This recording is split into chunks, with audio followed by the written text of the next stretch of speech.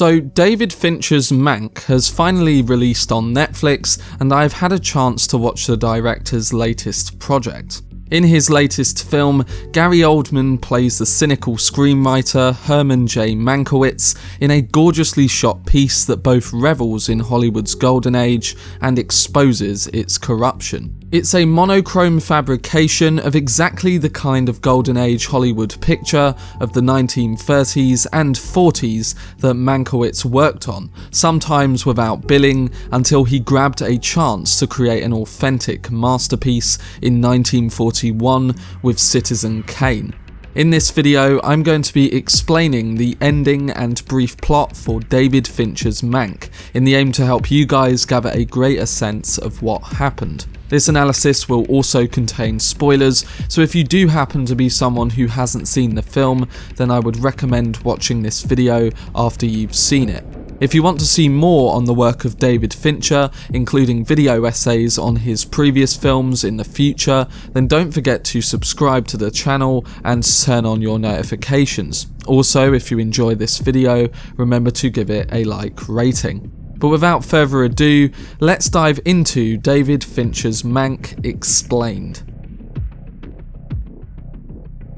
So this heartfelt, extravagant movie is about a reporter turned screenwriter who didn't get his due until the very end, and even then it was overshadowed. But could it be that Gary Oldman's smart, wised up but emotionally wounded writer is not really Herman Mankiewicz? The screenplay of David Fincher's latest project was originally written by his late father Jack Fincher, who unfortunately died of cancer back in 2003, and David returned to it to create a polished film in 2020's Mank. It should be pointed out that Mankiewicz and his higher achieving director brother Joe were themselves in awe of their own father, the scholar Frank Mankiewicz, who made terrifying perfectionist demands on both of his boys, which it's said to inspire Joe to excel and Herman to mask his hurt feelings with cynicism and booze. After time had passed, he finally accepted a co-writing credit with Orson Welles, sharing with him the film's one Oscar for Best Original Screenplay. Apart from everything else, Mankiewicz helped to create a cottage industry in the world of criticism, and some declared the praise for Citizen Kane should have really belonged with Mankiewicz. In the film, Fincher creates the fiction that Mankiewicz wrote the script while laid up with a broken leg after a car accident. In actual fact, he started to write it after he recovered from the injury, but Fincher insists on this fantasy of writing it in medical seclusion to emphasise the idea of mostly sole authorship. Mankiewicz and his unmerry band of writers are made to look bleary, charmless, sexist and cynical for the most part, each of them inelegantly burdened with regret for neglecting previous careers in literature and theatre. But Fincher also makes Mankiewicz more of a secret philanthropist than he was, and certainly more of a social A-lister, fantasizing about the rumpled Mank hanging out at Sam Simeone at Hearst's swanky parties as the all-licensed court jester. Right at the end of Mank, we get to the crux of a very controversial point in cinematic history. Journalist turned Hollywood scriptwriter Mank pleads with the legendary director Orson Welles, saying, "I want credit, it's the best thing I've ever written." Welles then throws an absolute fit, and his answer is not the one Mank wants. The best thing he's ever written is, of course, the script for 1941's Citizen Kane, the Oscar-winning film that has since been lauded as one of the greatest movies of all time. But Mank is less concerned with the exalting of Welles as the sole genius behind the whole movie. Instead, it tells the story of how Mankiewicz, the writer who some believed had written most if not all of the script for Citizen Kane, was resigned to a footnote in history. Mank is a complex film, a movie within a movie, with the added layer of real-life characters at the heart of it. These were actual people in 1930s Hollywood, but the true story about the man at its centre ultimately depends on what the audience chooses to believe. In this way, Mank mirrors the concept of Citizen Kane. We see the downfall of a great man, told through flashbacks and memories in a non-linear plot. In the stunningly shot black and white film, Mank, played in yet another career-defining performance by Gary Oldman, starts at the end with the character as a washed-up drunk whose wife ends up having to undress him for bed each evening. Is this the American dream? Because it seems more like a nightmare. But as the film goes on, we see that Mank was previously the toast of Tinseltown, the wisecracking writer at the heart of the golden age of Hollywood, the go-to scriptwriter for the big studios and invited to every dazzling party thrown by the industry. These include the epic bashes hosted by William Randolph Hearst, the real-life millionaire media mogul played by Charles Dance, and said to be the person Charles Foster Kane is modelled on in Wells' film. It's at one of these parties at the end of the film that the undoing of Mank occurs. Grieving over the deaths of two of his acquaintances, shamed by the nature of Hearst and the political fake news he was coerced into producing, and frustrated that his script is about to be bylined by Wells, he lets loose in one of the greatest drunken rants to appear on screen in recent years. With all the guests in the opulent dining room at San Simeon Castle absurdly dressed up as circus folk, he lets it all out, telling the story of his screenplay. In his slurring speech, he reveals that he not so subtly based the entire main character on Hearst, a once socialist idealist who then lusts for voters to love him, and who has been corrupted by the pursuit of power. Mank talks about this fictional character who finally looks into the mirror and breaks the glass as a maddening reminder of who he once was. Mank is talking about multiple things here. He's talking about Hearst, Kane, and himself. Then, in this ultimate mic drop, he ends up chundering on the floor. He's moved from verbal vomit to actual vomit.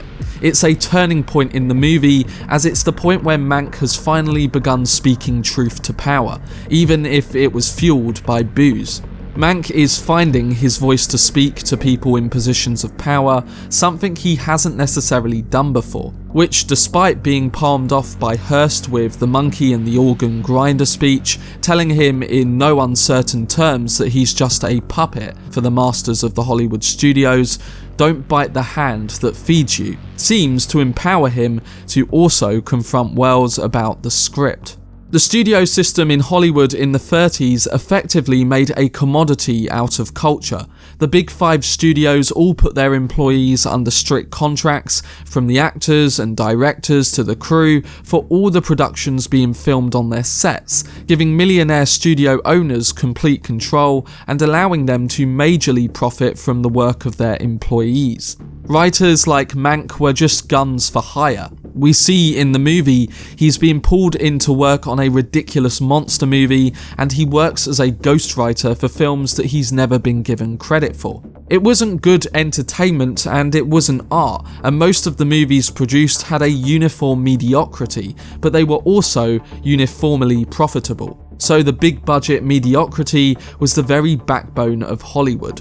Mank is never given creative ownership of his work, and by the end of the film, he can see how he's been played and exploited by the system from people like Hearst, Louis B. Mayer, and Orson Welles. The contracts he would have had with the studios will have succeeded his right to ever have his name linked with any of his work. Interestingly, the subject of ownership is also something that would have resonated with David Fincher and his father Jack.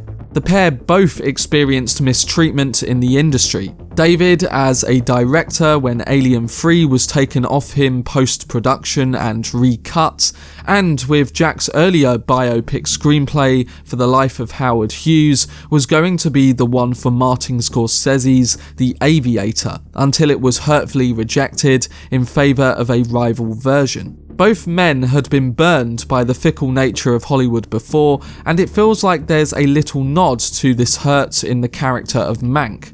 Fincher stressed in interviews for the film that he wanted to see more enforced collaboration, and the story of Mank is a powerful one in that regard. Which takes us to Mank's final showdown with Orson Welles. Welles, who arranged for Mank to recuperate for 90 days in a Californian ranch and write the Citizen Kane script, believes he's the orchestrator of the entire thing, as he eliminated every excuse, family, cronies and liquor to enable Mank to finish writing the film. After Mank asks to be credited on the film, Welles rants at him and threatens that he will lose everything. Who's producing it, directing it, and starring in it, he states. His words hit harder than the alcohol he throws against the walls, and we as viewers know he's exactly right. It's Welles' name that will be forever linked with Citizen Kane, not Mank's. The question of who actually wrote Kane still remains a mystery. The famous author Pauline Kael has suggested that Welles shouldn't have been credited as co-writer because the screenplay was Mank's work alone. However, this has since been disputed by many others, in stating that Welles revised the script extensively, even crafting pivotal scenes from scratch, such as when the aging Kane muses, "If I hadn't been very rich, I might have been a really great man." Ironically, the rant by Welles also sparks one last flash of genius in Mank, an act of purging violence for when Susan leaves Kane, which of course also made the cut for the famous Citizen Kane scene where Kane smashes up a bedroom. In real life, Mank was eventually given co-credit as writer for Citizen Kane, and it goes on to win just one Oscar for Best Original Screenplay. Welles was noted in saying, "Mank, you can kiss my half." Happy to get the last word, Mank then said, "I am very happy to accept this award in the manner that the screenplay was written, which is to say in the absence of Mr. Welles. In this story, the underdog, for once, has finished on top." But that was my video explaining the ending and brief plot for David Fincher's Mank. Overall, I thought this film was heartfelt, irresistibly watchable, and one which incidentally serves up as a quasi-theory about the genesis of Kane. We get fantastic performances from Gary Oldman, who plays Mankiewicz with all blurry cynicism, untidy hair, wisecracks, and acid reflux from the alcohol, often dictating the script of Kane from an invalid's bed. We also get solid performances across the board, with Tuppence Middleton giving a shrewd, affectionate performance as his long-suffering wife Sarah. Marion Davies, played by Amanda Seyfried, also delivers alongside her sugar daddy boyfriend, William Randolph Hearst, the bloated old media plutocrat and Kane model himself, played by Charles Dance, who is a rather sleeker figure than the original. And we can't forget Tom Burke, who plays Welles in Cameo. With sweeping cinematography and production that takes us back to that era, Mank really feels like the movie we all need right now. An intelligent, gorgeous reminder of what truly great cinema is all about, while raising questions surrounding the authorship of the work we watch. I hope this video helped some of you guys understand the main events a bit clearer, and I'm looking forward to hearing what else you picked out alongside your thoughts on the film, so don't forget to let me know down below in the comment section. For more videos analysing films like Mank over the next few months, then don't forget to subscribe to the channel and turn on your notifications. Also, if you enjoyed this video, remember to leave a like rating. I will be doing future video essays on previous David Fincher films alongside other projects he releases in the future, so make sure to keep a lookout for whenever I post. But anyway, I hope you guys enjoyed it. I've been Cortex, and as always, make some noise.